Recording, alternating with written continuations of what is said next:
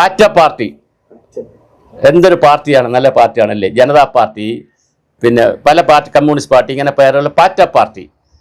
അമേരിക്കയിൽ ഇരുന്നു കൊണ്ട് ഒരു ദീപ് കെ എന്ന് പറയുന്ന ഒരു വ്യക്തി, അദ്ദേഹം ചെറുപ്പക്കാരനാണ്, അദ്ദേഹം അവിടെ ഇരുന്നു IT എക്സ്പെർട്ടാണെന്ന് തോന്നുന്നു. അദ്ദേഹം അവിടെ ഇരുന്നിട്ട് ഈ ആം ആദ്മി പാർട്ടിക്ക് പൊളിറ്റിക്കൽ സ്ട്രാറ്റജിയൊക്കെ വർക്കൗട്ട് ചെയ്ത് കൊടുത്ത ഒരു ബുദ്ധി കേന്ദ്രമാണ്. അദ്ദേഹം ഒരു ഇൻസ്റ്റഗ്രാമിൽ ഒരു പോസ്റ്റ് ഇട്ടു, കോക്രോച്ച് പാർട്ടി ജനതാ പാർട്ടി എന്ന് പറഞ്ഞൊരു പോസ്റ്റ് ഇട്ട് മതേതര ജനാധിപത്യ സോഷ്യലിസ്റ്റ് പാർട്ടിയാണെന്നും പിന്നെ എന്താണ് അലസൻ പാർട്ടി എന്നൊക്കെ പറഞ്ഞുകൊണ്ടൊരു പോസ്റ്റൊക്കെ ഇട്ടു. പക്ഷേ 2 കോടിയിൽ പരം ആളുകളാണ് അദ്ദേഹത്തെ ഫോളോ ചെയ്തത്. അദ്ദേഹം വിലക്കയറ്റത്തിനെതിരെ, അതുപോലെ ക്രമസമാധാന തകർച്ചയ്ക്കെതിരെ, അതുപോലെ തന്നെ രാജ്യത്തെ പല പ്രശ്നങ്ങളും, യുവാക്കളുടെ പ്രശ്നങ്ങൾ, പത്രസ്വാതന്ത്ര്യം, ഒത്തിരി പ്രശ്നങ്ങൾ ഉയർത്തിക്കൊണ്ടാണ് അദ്ദേഹം ഈ ഗ്രൂപ്പ് ഇട്ടത്. അതൊരു പൊളിറ്റിക്കൽ പാർട്ടി എന്നുള്ള കൺസെപ്റ്റിൽ. പക്ഷേ 2 കോടി ആളുകളോടും അതിൽ കയറുകയുണ്ടായി. അതിനെ സംബന്ധിച്ച് വലിയ അന്വേഷണം ഇപ്പോൾ IB നടത്തുമ്പോൾ അദ്ദേഹം പാകിസ്ഥാനിലുള്ളവരാണ് 50 ലക്ഷം കയറിയെന്നും മറ്റ് ബംഗ്ലാദേശ് പോലുള്ള വിദേശ രാജ്യങ്ങളിലുള്ളവരാണ് കൂടുതൽ കയറിയെന്നുള്ള ഒരു അന്വേഷണമല്ല ഒരു അഭിപ്രായം പുറത്തു വന്നു. അപ്പോൾ തന്നെ അദ്ദേഹം ഈ ദീപ് കെ എന്ത് ചെയ്തെന്ന് വെച്ചാൽ അദ്ദേഹം അക്കൗണ്ടിൻ്റെ ഡീറ്റെയിൽസ് പുറത്തുവിട്ടു. 97% ആളുകളും ഇന്ത്യക്കാരാണെന്ന് പറയുന്നു. അപ്പോൾ വീണ്ടും ചർച്ചകൾ നടക്കുന്നു. ഇതിനകത്ത് മദനിയുമായി ബന്ധപ്പെടുത്തിയിട്ടുള്ള മാദനി ഇപ്പോൾ ജയിലിലാണ്, ഇപ്പോൾ വീട്ടിൽ വന്നിട്ടുണ്ടെന്ന് തോന്നുന്നു. കോയമ്പത്തൂർ ജയിലിലായിരുന്നു.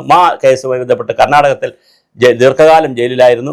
അപ്പോൾ മാദനിയുടെ ഒരു ബന്ധു ഇതിനകത്തുണ്ട് എന്ന് പറയുന്നു.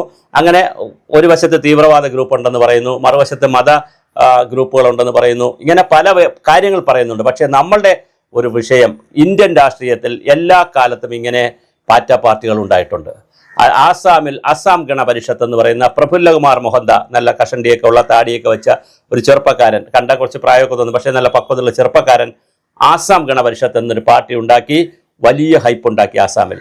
അതുപോലെ തന്നെ ഇന്ത്യൻ റവന്യൂ സർവീസിലുണ്ടായിരുന്ന IRSിലുണ്ടായിരുന്ന അരവിന്ദ് കെജ്രിവാൾ അണ്ണാ ഹസാരയുടെ കൂടെ നിന്ന് ഡൽഹിയിലുണ്ടായ ചില വിഷയങ്ങളിലും അവിടുത്തെ വൈദ്യുതി ചാർജ് കൂട്ടിയതും വെള്ളത്തിൻ്റെ ചാർജ് കൂട്ടിയതും പിന്നെ ബസ്സിൻ്റെ ചാർജ് കൂട്ടിയതും അല്ല നിർഭയ എന്ന് പറഞ്ഞൊരു പെൺകുട്ടിയുടെ ഒരു കേസ് വന്നു. അങ്ങനെ ഒരുപാട് കേസുകൾ ആൻറ്റി ഇൻകംപൻസ് ആയിട്ട് ഷീലാ ദീക്ഷിതിനെതിരെ ഡൽഹിയിൽ വന്നപ്പോൾ, കോൺഗ്രസിൻ്റെ ഭരണത്തിനെതിരെ വന്നപ്പോൾ അതിശക്തമായ മുന്നേറ്റവും സമരവും ജൻപദലും അതുപോലെ തന്നെ ഗാന്ധി സ്മാരകത്തിലും അവിടെ വലിയ സമരങ്ങൾ നടന്നു. അതിൽ ജനങ്ങൾ വീണു. ആ വീഴ്ചയിൽ അരവിന്ദ് കെജ്രിവാളിൻ്റെ ആം ആദ്മി പാർട്ടി തന്നെ ഉണ്ടായി. ഒരു ഘട്ടത്തിൽ അവർ പഞ്ചാബിൽ അധികാരത്തിലുണ്ട്, ഹരിയാനയിലും എന്ത് പറയുന്നു, കേരളത്തിൽ പോലും വലിയ ചലനമുണ്ടാക്കിയ ഒരു പാർട്ടിയായിരുന്നു ആം ആദ്മി പാർട്ടി. ജയപ്രകാശ് നാരായണൻ്റെ ജനതാ പാർട്ടി ഉണ്ടായപ്പോഴും ഇന്ത്യയിൽ ഇതുപോലെ ചലനങ്ങൾ ഉണ്ടായിട്ടുണ്ട്. അതുപോലെ തന്നെ ഈ ജയദേവ് ദീപ്കിൻ്റെ ഈ ഒരു പാർട്ടി അതൊരു രാഷ്ട്രീയ പാർട്ടിയായി മാറിയാൽ, അല്ലെങ്കിൽ ഇതുപോലെ ആരെങ്കിലും പുതിയ ആളുകൾ ഇന്ത്യയിൽ വന്നാൽ സ്വാഭാവികമായിട്ട് 29-ൽ BJPക്ക് ഭീഷണിയാകുമോ എന്നൊരു ചോദ്യം വളരെ പ്രസക്തമാണ്. ഇനി 29-ൽ ഭീഷണിയായില്ലെങ്കിലും 34-ൽ വലിയ ഭീഷണിയാകുമോ? കാരണം തുടർച്ചയായി ഭരണം വരുമ്പോൾ ഒരു യുഗമുണ്ട്, ഒരു യുഗമുണ്ട്, 20 വർഷം 30 വർഷത്തിൻ്റെ ഒരു യുഗമുണ്ട്. അത് കഴിഞ്ഞാൽ വലിയ പ്രതിസന്ധി ഉണ്ടാകും. 47 മുതൽ 77 വരെ നടന്ന 47 മുതൽ 77 വരെ നടന്ന 10-30 വർഷക്കാലം കോൺഗ്രസ് ഭരിക്കുകയും, എന്നാൽ 77-ൽ കൃത്യമായി ആൻറ്റി ഇൻകംബൻസിൻ്റെ വലിയ ബൂം തന്നെ ഉണ്ടാവുകയും ബോംബ് പൊട്ടുകയും അഗ്നിപർവ്വത സ്ഫോടനം പോലെ പുതിയ പാർട്ടികളുണ്ടായി, ജനതാ പാർട്ടികളുണ്ടായി, ജനതാ പരിവാർ പാർട്ടികളുണ്ടായി, ജനസംഘമുണ്ടായി. അത് കഴിഞ്ഞിട്ട് BJP ഉണ്ടായി. 100 കണക്കിന് പാർട്ടികൾ ഇന്ത്യയിലുണ്ടായി, പ്രാദേശിക പാർട്ടികളുണ്ടായി, തെലുങ്ക് ദേശമുണ്ടായി. അതുപോലെ തമിഴ്നാട്ടിൽ സ്റ്റാലിൻ്റെ കരുണാനിധിയുടെ DMK ഉണ്ടായി. പിന്നെ ആന്ധ്രയിൽ തെലുങ്ക് ദേശം വന്നു, കർണാടകത്തിൽ വന്നു. ഓരോ സ്ഥലത്തും പുതിയ പുതിയ പാർട്ടികൾ രൂപപ്പെട്ടു. തൃണമൂൽ കോൺഗ്രസ് വന്നു. അങ്ങനെ പ്രാദേശിക പാർട്ടികൾ ഒരുപാട് പൊട്ടിമുളഞ്ഞു. കോൺഗ്രസിൻ്റെ ആ ഒരു വീഴ്ചയിൽ നിന്ന് ഒരുപാട് പ്രാദേശിക പാർട്ടികൾ അടക്കം വന്നു. അതുപോലെ CJP ഒരു പൊളിറ്റിക്കൽ പാർട്ടിയായി മാറുമോ?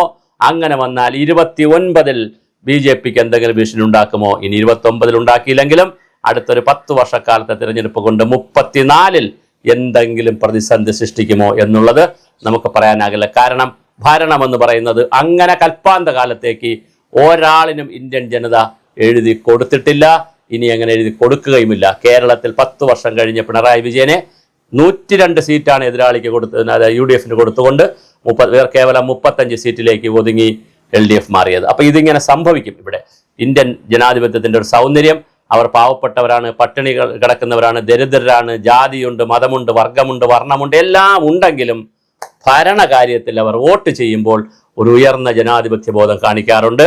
അങ്ങനെയൊന്നും തുടർച്ചയായി ആർക്കും അങ്ങനെ ഭരണമൊന്നും കൊടുത്ത ഒരു പാരമ്പര്യമില്ല. 15 വർഷം, 20 വർഷം, 30 വർഷം മാത്രമാണ്.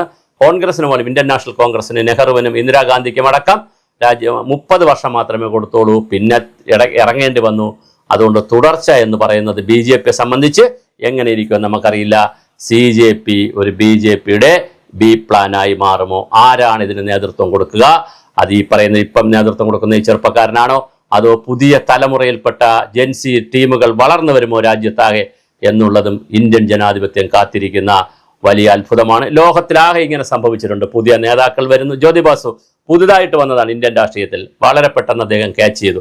അങ്ങനെ വളരെ പെട്ടെന്ന് വരുന്ന നേതാക്കൾ ക്യാച്ച് ചെയ്യും. അതൊരു വളരെ പ്രധാനപ്പെട്ട കാര്യമാണ്. നമുക്ക് കാത്തിരുന്നു കാണാം.